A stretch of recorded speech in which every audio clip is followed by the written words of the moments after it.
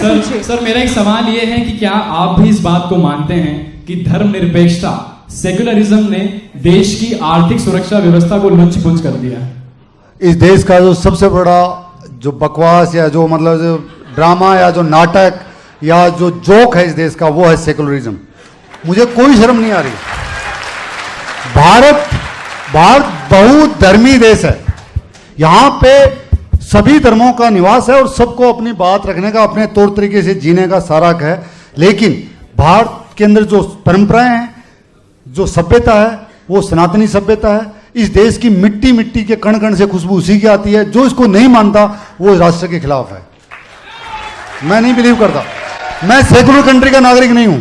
मैं भारत राष्ट्र का नागरिक हूं। मैं सेकुलर कंट्री का नहीं हूं। मैं मानता ही नहीं इसको बिल्कुल, चाहे मुझे कोई कितनी गाली दे, कुछ भी कर ले, बिल्कुल नहीं। भारत में सभी धर्मों का बराबर समान है। सबको जीने का बराबर हक है। सबको अपनी सभ्यता, अपने जो तौर तरीके हैं उनसे जीने का, पूजा पत्ती को फॉलो करने का हक है। लेकिन जो सनातन सभ्यता है वो सर्वोपरि है और वो ही रहनी चाहिए। जी बिल्कुल धन्यवाद। जी पूछिए। सर नमस्कार, मैं धार जिले से हूँ, सावन कर्मा नाम है मेरा।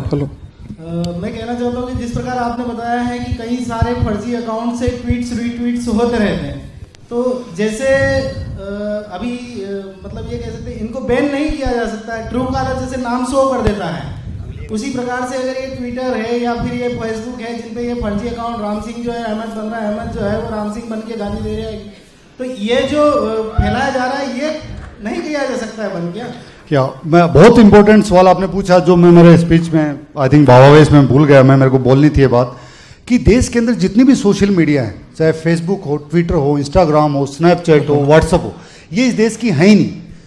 आपके मेरे सारे डाटा विदेशियों के पास हैं। और आपने देखा कि डोनाल्ड ट्रंप जो चुनाव जीत गया था उसको किस ढंग से सोशल मीडिया वालों ने नैरेटिव चेंज करके उसको जानबूझ के हरा दिया, फर्जी तरीके से हरा दिया उसको। कल को जस्ट इमेजिन ट्विटर इंडिया में बैन कर दे, यूट्यूब बैन कर दे, सब कुछ बैन कर दे, क्या हम हमारी बात रख पाएंगे? मैं इस मंच के माध्यम से मैं खुद सरकार से अनुरोध करूंगा, मैं खुद लिखने वाला हूं ये बात अभी, कि अगर उनके सोशल जो कंपनियां हैं सब विदेशी कंपनियां, कोई बात नहीं, लेकिन सारा पैसा तो विदेश में जा रहा है। इन कंपनियों को अगर हिंदुस्तान में अपना व्यापार करना है और ये बिजनेस चलाना है तो इनको अपनी कंपनी की सब्सिडरी कंपनी हिंदुस्तान के स्टॉक मार्केट में रजिस्टर करनी पड़ेगी। और उससे क्या होगा, जो इनका प्रॉफिट होगा उसका CSR यहाँ आएगा, उनके टैक्स यहाँ आएंगे, कुछ तो जिम्मेदारी बनेगी। आज तो कुछ किसी की सुनते ही नहीं है। अगर आज जो पार्टी सत्ता में है अगर वो भी बोले कि इसको बैन कर दो, 4 दिन लगते हैं इनको बैन करने में, नहीं करते, कहते हैं कि ये तो सिंगापुर में हो रहा है, ये जर्मनी के कानून से कंट्रोल हो रहा है, ये कैलिफोर्निया में हो रहा है। भाई साहब, ये इतना बड़ा इशू है कि जिस दिन ये सोशल मीडिया, चाहे आपकी मेरी सतीश भाई, सुशांत भाई, हमारी आवाज किसी दिन बंद कर सकते।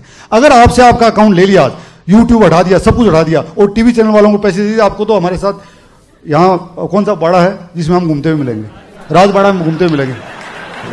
सही बता रहा हूं, ये हकीकत है, ये हकीकत है। तो आपका सवाल बहुत वाजिब है। और जो सोशल मीडिया, मैं चाहूंगा इस देश के इतने सारे युवा, यार अमेरिका में जाके सब कुछ बना रहे हो, ट्विटर आप लोगों ने बनाया हुआ शायद, जैक डोर्सी का तो नाम है, कुछ तो ऐसा बना दो जो हिंदुस्तान का हो जाए, जिसको आधार से लिंक कर दें, कम से कम ऑथेंटिसिटी तो हो, ऑथेंटिसिटी तो हो ना। अगला प्रश्न।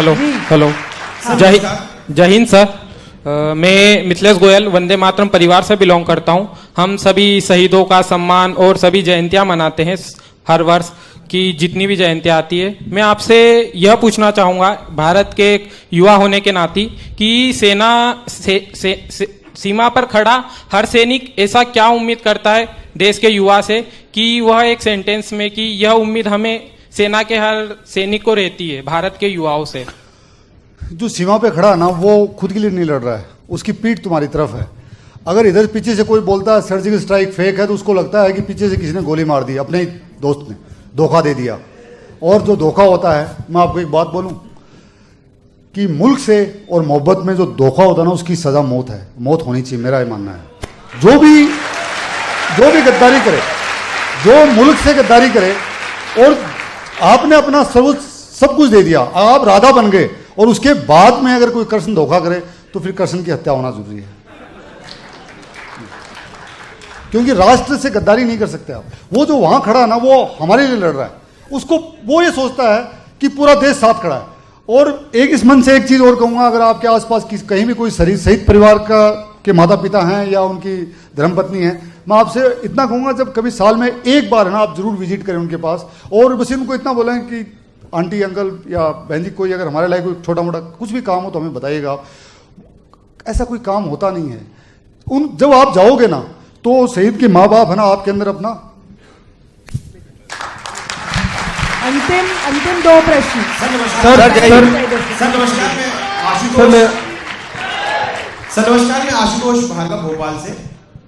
सर लगातार देश में लव जिहाद के कई मामले सामने आ रहे हैं। लव जिहाद को लेकर अगर मध्य प्रदेश की बात की जाए तो कानून भी है, लेकिन कानून की बात लगातार मामले सामने देखने को मिल रहे हैं। धर्मांतरण के मामले सामने देखने को मिल रहे हैं।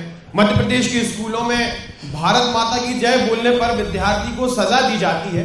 सर ये हमारे देश की आंतरिक सुरक्षा को कितना नुकसानदायक है, और सर इसके ऊपर हम कैसे आ सकते हैं? इसके ऊपर जो अंशुल हैं वो बताएंगे कैसे धर्मांतरण हो रहा है, कैसे केरला में 6 जात लड़कियों को, जिसमें क्रिश्चियंस भी हैं हिंदू भी हैं, उनको कन्वर्ट करके उनको रिप्रोडक्टिव मशीन बना के कि बच्चे पैदा करें और आईएसआईएस का टेररिस्ट उनको बनाया गया। ये बहुत बड़ा खतरा है। ये तब रुकेगा जब हम सनातन धर्म में अंतर जातीय विवाहों को बढ़ावा देंगे, एक्सेप्ट करेंगे। हम सोचते हैं कि मेरे को मेरी कास्ट में शादी करनी है, वहाँ दूसरे के साथ में लड़की चली जाए तो खाप पंचायत बैठ जाती है। ऐसा नहीं होना चाहिए कि अगर हम सबको माने कि हम सब एक हैं, हम सब एक हैं।